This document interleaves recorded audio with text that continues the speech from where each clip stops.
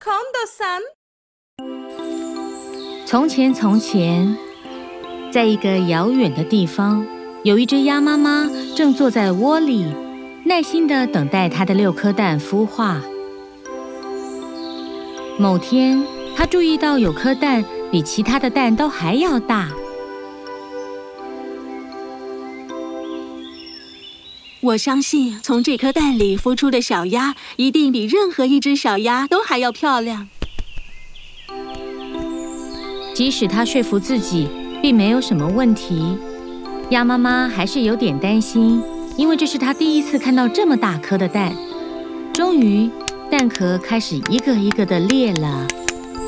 开心的小鸭们慢慢探出头，全部都孵出来了。只有1颗还没有，最大颗的蛋一点动静都没有。我想应该是不够温暖。现在我再坐上去看看有没有孵出来。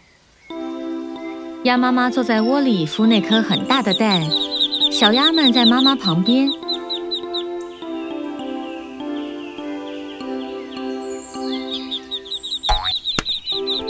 终于，蛋孵出来了。大家都很好奇地看着，他们很惊讶地看到一只灰色的丑小鸭，一点都不像其他小鸭。大家全都盯着它。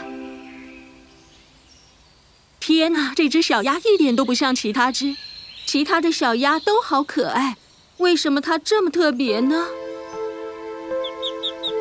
鸭妈妈非常难过，她安慰自己，希望某天它会像其他小鸭一样，同时也告诉自己，不管怎么样，都是自己的小鸭们。日子一天天过去，丑小鸭还是一样。当它们跟鸭妈妈出去散步或闲晃的时候，其他的小鸭都会让丑小鸭在最后。真是一只丑小鸭，你跟我们不一样。快走开，我们一点都不想跟你玩。我们不喜欢你，我们不要你跟着我们。丑小鸭很难过，它总是低着头走路，看起来很可怜。有一天，它去到湖边，一边哭一边问自己：妈妈她觉得很难过，其他小鸭根本就不喜欢我。为什么我这么丑？我好孤单，大家都不爱我。当他看向水面，看到了自己的倒影。其他小鸭是对的，我是一只长得很怪的鸭子。妈妈甚至没有亲过我，我没办法再跟他们一起住了。所以他决定离开家人，去森林里开始新的生活。他走了很长的时间，走了很远很远。每隔一段时间，他就会停在树下休息。如果发现前面有水，就会游过去继续他的旅程。几个月之后，天气变冷了。丑小鸭在发抖，它找不到食物可以吃。森林也开始下雪了。大地一片白茫茫的，他甚至无法行走。幸运的是，他看到一个农场，他兴奋地走进鸡舍，但母鸡也不要他。这是什么种类的鸭啊？还不快点离开我们的鸡舍！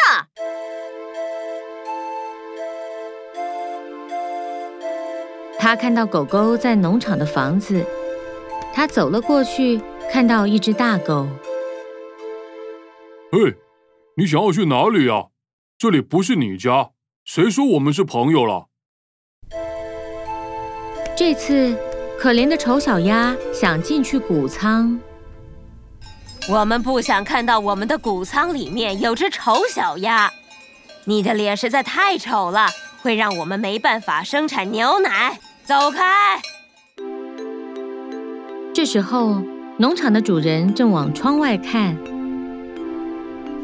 他看到丑小鸭发抖，到处跑，想找地方休息，觉得很难过。这位女士把它擦干，用干净的毛巾把它包起来，带它进屋子里，把它放在壁炉旁，让它取暖。真的很谢谢你，让我进来你的家里，女士。你觉得温暖了吗，小鸭？让我给你一点食物。女士家还有一只猫，它在远处瞪着丑小鸭。猫咪非常嫉妒，因为主人现在在照顾小鸭。小鸭在壁炉旁取暖的时候，猫咪靠近嘲笑它，还抓它。可怜的丑小鸭还需要忍受猫咪的嘲笑几天。它只是想休息，吃点东西，好储存体力。最后，丑小鸭决定离开。谢谢你把我当客人留在这里，但是现在我必须走了，因为我不想给你带来任何负担还有麻烦。丑小鸭再次踏上旅程。这时，雪已经融化了，春天来了。在路上，他看到一个小湖，跳进去，开心的游泳。他看到自己在水中的倒影。哦，这是谁？这不是我啊，是吗？不可能吧！上次我看的时候是冬天，我还是只丑脸小鸭。他拍拍翅膀。当他看到自己水中的倒影时，开心的大叫：天哪，我长了多少啊！我变得好帅！不知道妈妈和其他小鸭们看到我现在的样子会怎么对我。突然，两只跟他很像的天鹅游向他。嗨，欢迎来到我们的湖，我们跟你一样是天鹅。你是不是迷路了？想要的话，可以随时加入我们。你是我们的同类。终于，丑小鸭知道原因了。其实是它的蛋意外滚入它妈妈的巢，所以它决定留在这个新地方。它很高兴。它在平静的湖里一直游，一直游，欣赏着自己的美丽。然而，不管它再怎么开心，丑小鸭还是不能忘记它的妈妈。一段时间后，它更想妈妈，开始觉得它应该不要离开。我想应该是天鹅蛋意外混入妈妈的鸭蛋里了，但是妈妈没有把我们分开，一样让我保持温暖，让我跟其他小鸭们一样。我欠她一条命。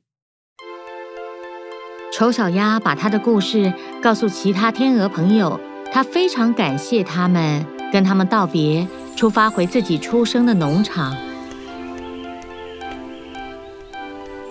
当他到达时，他冲向妈妈跟其他小鸭。你们不认得我了吗？我是丑小鸭啊！其实我是天鹅，我变成一只帅气的天鹅了。我看起来怎么样？他妈妈很惊讶，但很高兴再次看到儿子。欢迎你回家，我很担心你，儿子，很抱歉，之前我们让你这么难过。他的兄弟姐妹们也很后悔。我们因为你的外表批评你，可以原谅我们吗？我知道我们伤了你的心，我们不会再做错事了。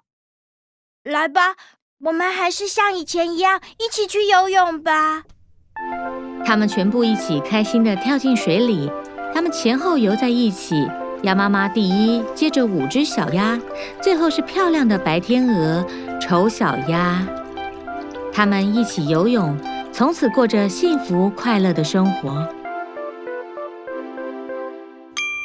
大家好，记得要订阅我们的频道 Kodo-san， 并观看最受欢迎的童话卡通片，别忘了点击铃铛接收更新通知哦。